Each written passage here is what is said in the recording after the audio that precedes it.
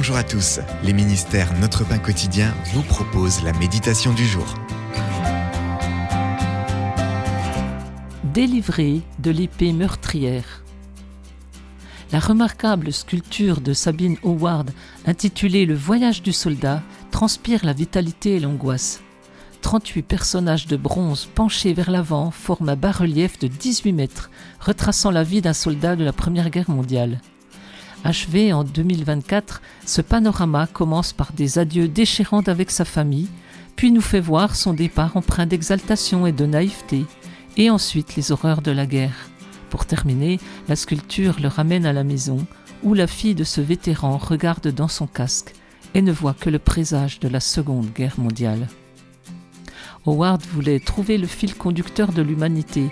Les êtres humains peuvent atteindre d'incroyables hauteurs et s'abaisser au niveau des animaux. La guerre révèle cette réalité. David connaissait bien les conséquences sanglantes de la guerre. Conscient de la nécessité tragique d'affronter le mal, il a loué le Dieu qui exerce ses mains pour le combat, voir Psaume 144, verset 1, et l'a prié de le délivrer de l'épée meurtrière, versets 10 et 11. Il attendait impatiemment le jour où les jeunes ne tomberaient plus au combat, mais que les fils seraient comme des plantes qui poussent dans leur jeunesse, et que les filles ressembleraient aux colonnes sculptées qui font l'ornement des palais. Ce jour-là, il n'y aurait pas de brèche dans nos murs, ni de déportation, pas de cris dans nos rues. Verset 14. En nous rappelant ceux qui sont tombés au combat, disons avec David, « Ô Dieu, je chanterai en ton honneur un cantique nouveau ». Voir le verset 9.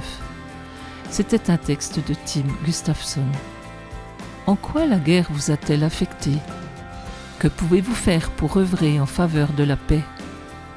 Père, nous désirons ardemment la paix éternelle. Cet encouragement vous a été proposé par les ministères Notre Pain Quotidien.